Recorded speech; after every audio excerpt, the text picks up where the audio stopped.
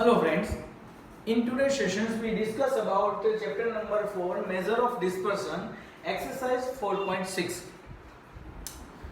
Friends, first of all, what is meant by measure of dispersion? तो it is divided into 4 parts जिसको हमने already calculate कर लिया है.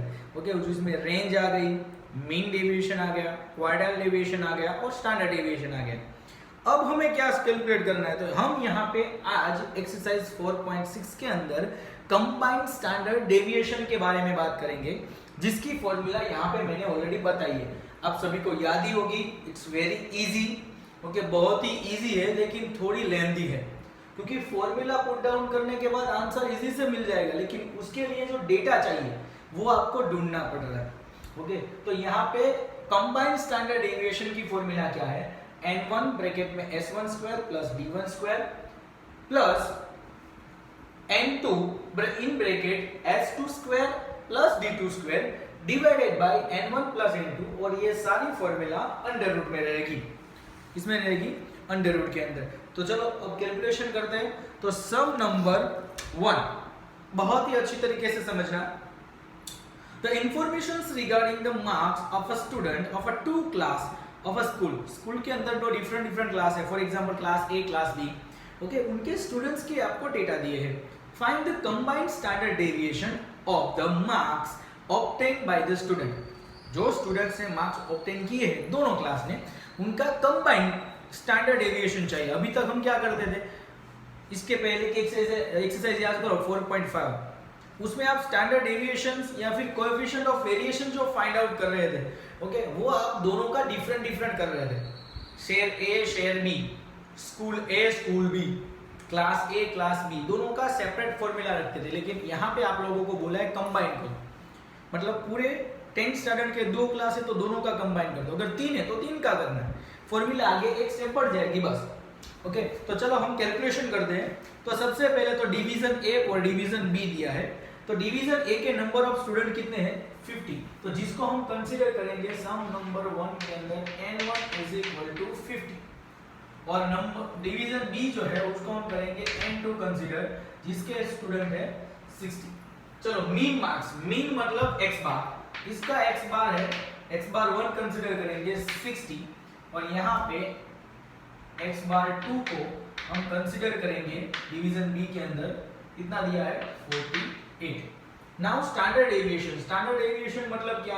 s हमें यहाँ पे दिया है 10 s1, और यहाँ पे s2 इज इक्वल टू 12. एक चीज याद रखना, इन लोगों ने यहाँ पे हमें स्टैंडर्ड डेविएशन बोला. अगर वेरिएंस बोलते तो हमें क्या करना पड़ता? उसका अंडर रूट लेना पड़ता, और तब जाके हमें क्या मिलता? Standard deviation.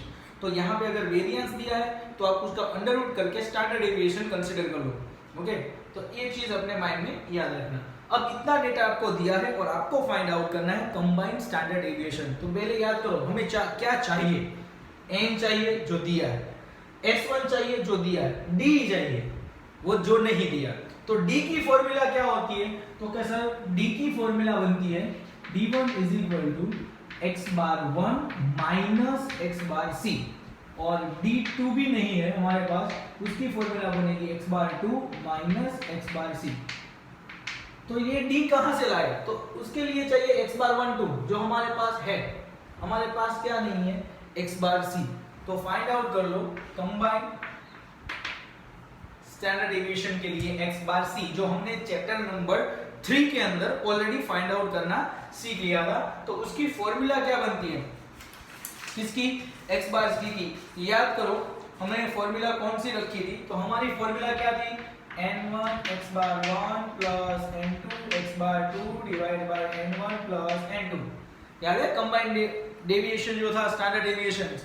ओके, यहाँ पे हम कंबाइंड डेविएशंस के लिए फाइंड आउट करेंगे. ये कंबाइंड मीन है, इसको हम क्या बोलेंगे? Combined mean. और यहाँ पे जो है वो कंबाइंड स्टैंडर्ड डेविएशन है. ये हमने कहाँ पे फाइंड आउट किया था? चैप्टर नंबर 3 के अंदर. चलो, तो n1 हमें दिया है 50 इनटू कितना है? 60 plus 60 into 48 divide by 50 plus 60. चलो मल्टीप्लिकेशन करो.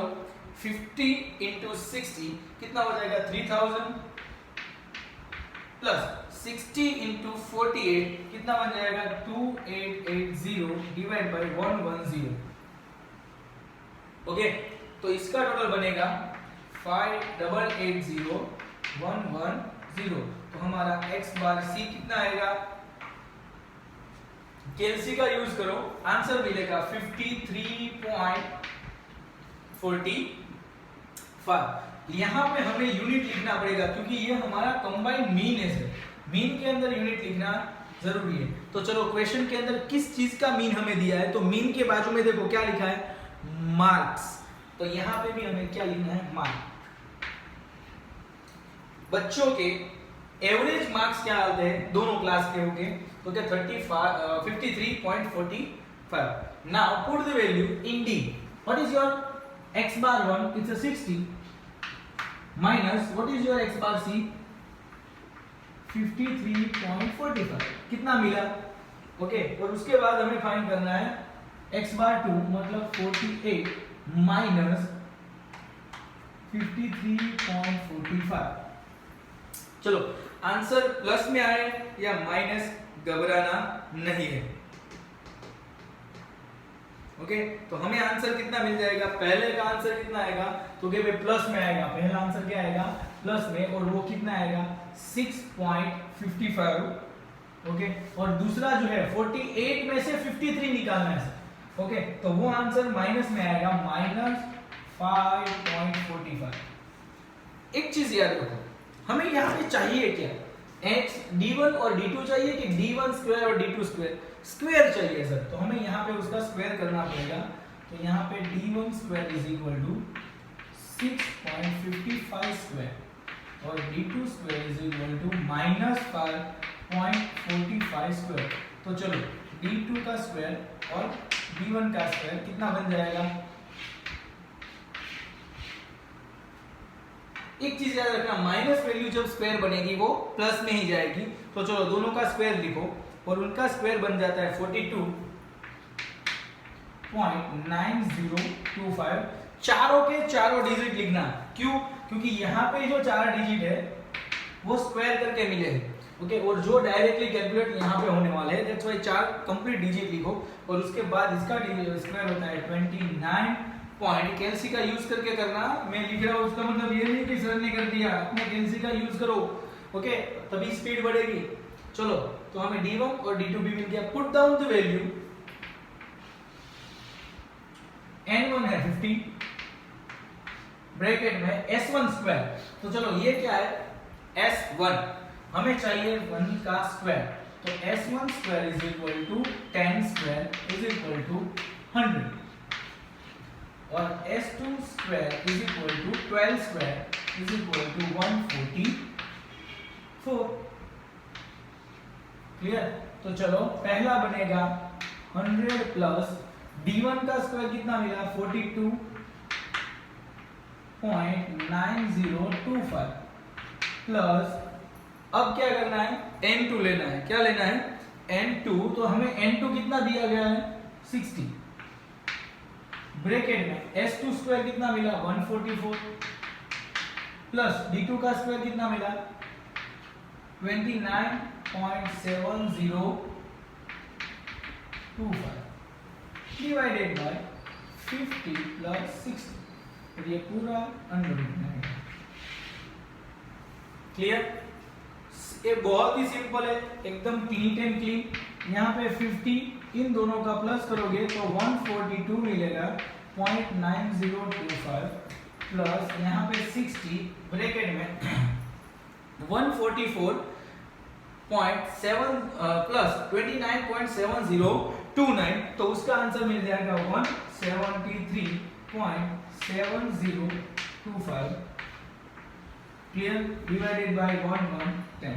चलो मल्टीप्लिकेशन करो, 50 into 142, ओके 0.9025, तो आंसर क्या मिल जाएगा 7145.125 मिलेगा।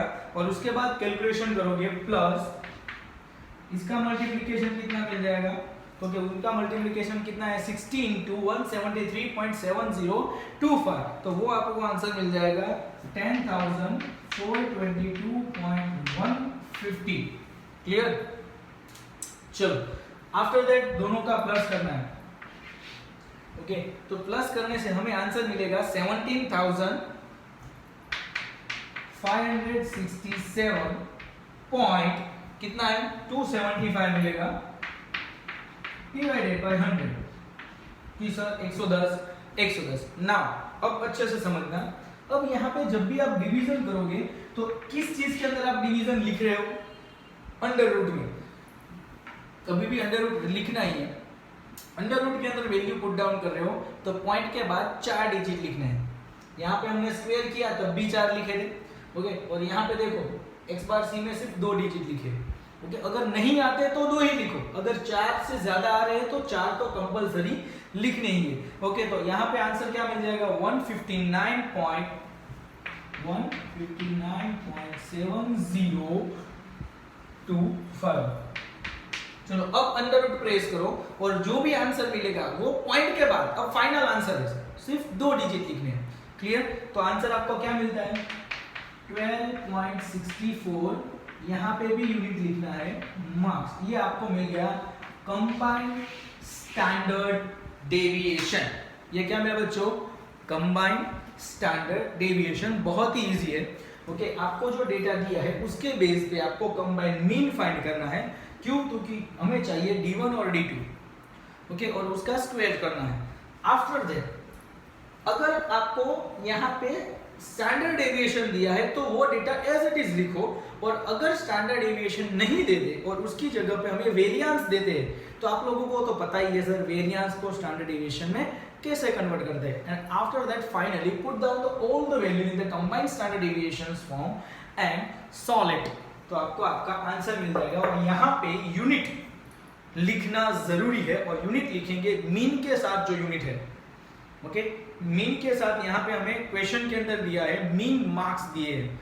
2 डिफरेंट क्लास जो है डिवीजन जो है बच्चों के उनके मार्क्स की कैलकुलेशन हम कर रहे हैं, उनका कंबाइंड स्टैंडर्ड डेविएशन ढूंढ रहे हैं तो उनकी हमें क्या लेनी है एवरेज। तो यहाँ पे यूनिट में हमें क्या लिखना पड़ेगा मार्क्स लिखना पड़ेगा। तो ये था कंबाइंड स्टैंडर्ड डेविएशन की का फॉर्म। Thank you.